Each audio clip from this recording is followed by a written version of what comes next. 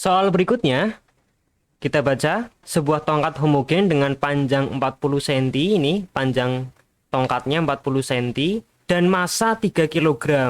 Perhatikan ya, bahwa tongkat ini punya massa. Artinya dari massa yang dimiliki oleh tongkat ini dia mempunyai sebuah gaya berat ya. Meskipun tidak dituliskan di sini gayanya, tapi ini kunci yang harus kita perhatikan.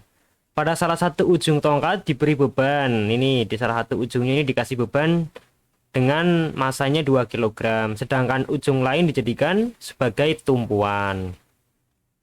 Jika F yang ini 280 Newton yang berada pada jarak 5 cm dari titik tumpu, maka momen gaya pada titik O adalah, nah, ini yang ditanyakan adalah momen gaya terhadap pusat rotasinya ini. Nah, saya di sini akan menggambarkan ulang lagi ya. Ini saya gambarkan ulang di sebelah kanan ini. Ini adalah titik O, ini adalah tongkatnya misal ya. Terus di sini ada sebuah benda dengan massa 2 kg. Maka dia memberikan sebuah gaya M kali G, yaitu 2 kali 10 sama dengan 20 Newton. Panjangnya tadi berapa? 40 cm di sini ya, atau 0,4 meter. Terus kemudian di sini jarak 5 cm ada sebuah F ke atas, yaitu F-nya ya 280 Newton. Ya, ini pada jarak 5 cm. Oke, berarti di sini kalau berdasarkan gambar ada dua buah gaya yang berpengaruh terhadap proses berputarnya tongkat ini. Yang pertama disebabkan oleh benda yang di ujung kanan, dan yang kedua gaya yang jaraknya 5 cm dari sumber rotasi. Tapi perlu diperhatikan lagi bahwa tongkat ini punya massa. Massanya berapa? 3 kg. Apakah massa tongkat itu berpengaruh juga terhadap proses perputaran? Pasti. Pasti berpengaruh terhadap perputaran itu, massa tongkat ini. Nah, massa tongkat itu 3 kg artinya memberikan gaya berapa dan ke arah mana? Pasti gaya yang diberikan sama dengan gaya beratnya, yaitu ke arah bawah. Letaknya di mana? Letaknya ya di titik berat atau titik pusat massa dari tongkat tersebut. Di manakah kalau misalnya ini tongkatnya, titik pusat massanya di mana? Betul, titik pusat massanya itu di tengah ya, di sini ya. Sehingga di tengah-tengah ini sebenarnya memberikan gaya lagi sebesar gaya beratnya, yaitu massa tongkat dikalikan gaya gravitasi adalah 3 kali 10, yaitu 30 Newton. Jaraknya berapa? Karena ini di tengah-tengahnya, maka jaraknya adalah 20 cm. Oke ya. Berarti di sini kita identifikasi ada 3 buah gaya yang bekerja pada tongkat ini, sehingga menyebabkan tongkat berputar atau bergerak rotasi. Yang pertama, gaya akibat benda yang diletakkan di ujung tongkat ke arah bawah atau searah jarum jam, itu 2 kg, menyebabkan gaya sebesar 20 Newton. Gaya yang kedua yaitu disebabkan karena massa dari tongkat itu menghasilkan gaya berat ke arah bawah sebesar 30 Newton. Gaya yang ketiga adalah sebuah gaya yang dikenakan pada tongkat pada jarak 5 cm dari pusat rotasi.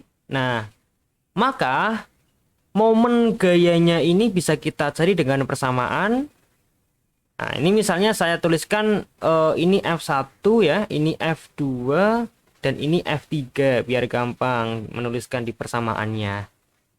Artinya momen gayanya adalah jumlah total dari momen gaya yang berpengaruh atau mempengaruhi gerak rotasi tongkat tersebut, yaitu di sini ada momen gaya 1 ditambah momen gaya 2 ditambah momen gaya 3. Momen gaya 1 adalah F1 dikalikan R1. Momen gaya 2 adalah F2 dikalikan R2. Momen gaya 3 adalah F3, sorry, ini F bukan R ya. F3 dikalikan R3. Ingat ya, persamaan momen gaya. Persamaan momen gaya itu F dikalikan R. Kita buka lagi materinya di sini. Nah, ini persamaan momen gaya bisa dituliskan dengan F kali R jika membentuk sudut siku-siku. Tapi kalau gayanya membentuk sudut tertentu, tidak 90 derajat, kita nanti dikalikan dengan sin sudutnya. Tapi karena dari gambar ini kita kelihatan bahwa masing-masing gaya itu membentuk sudut siku-siku atau tegak lurus terhadap tongkat ini, maka kita tidak perlu mengkalikan dengan sin, ya. Tapi langsung F kali R, F kali R, F kali R. Nah, setelah seperti ini kita tinggal memasukkan nilai dari masing-masing variabel ini. F1 tadi sudah kita cari, yaitu 20 Newton. R1-nya berapa? Oh, R1-nya itu sama dengan panjang tongkat. Panjang tongkatnya berapa? 40 cm. 40 cm kita jadikan meter, hasilnya adalah 0,4. Dia arahnya searah jarum jam atau berlawanan. Nah, karena ke bawah ini dia searah jarum jam, maka nilainya akan menjadi negatif. Ya, ingat ya. Yang searah jarum jam negatif, yang berlawanan justru positif. Ini diingat-ingat. F2, mana F2? F2 itu berapa nilai gayanya? 30. Searah jarum jam atau berlawanan? Searah jarum jam. Oke, karena searah jarum jam berarti dia nilainya juga negatif. Negatif 30. Jaraknya berapa terhadap pusat rotasi? Oh, karena ini di tengah-tengah titik pusat masanya, maka jarak ke pusat rotasi adalah setengah dari panjang tongkat. Panjang tongkatnya berapa? 40 cm. Setengahnya berarti berapa? 20 cm. 20 cm saya jadikan meter, hasilnya 0,2. Kemudian gaya yang ketiga F3 ini. F3 arahnya kemana? Ke atas. Ke atas artinya berlawanan arah jarum jam. Karena berlawanan arah jarum jam, maka nilai gayanya positif. Saya masukkan nilainya 280 derajat. Dikalikan dengan R-nya berapa? R-nya 5 cm ya. Diketahui di soal 5 cm. Dijadikan meter berapa? Yaitu 0,05. Nah, tinggal kita selesaikan. Negatif 20 dikalikan 0,4, hasilnya berapa? Negatif 8 ya. Kemudian negatif 30 dikalikan 0,2, hasilnya berapa? Negatif 6. Terus ditambah 280 kali 0,05. Berapa hasilnya? Pakai kalkulator ya. 280 dikalikan 0,05. Hasilnya adalah 14. Nah, negatif 8 dikurangi 6 ditambah 14. Ternyata hasilnya adalah 0.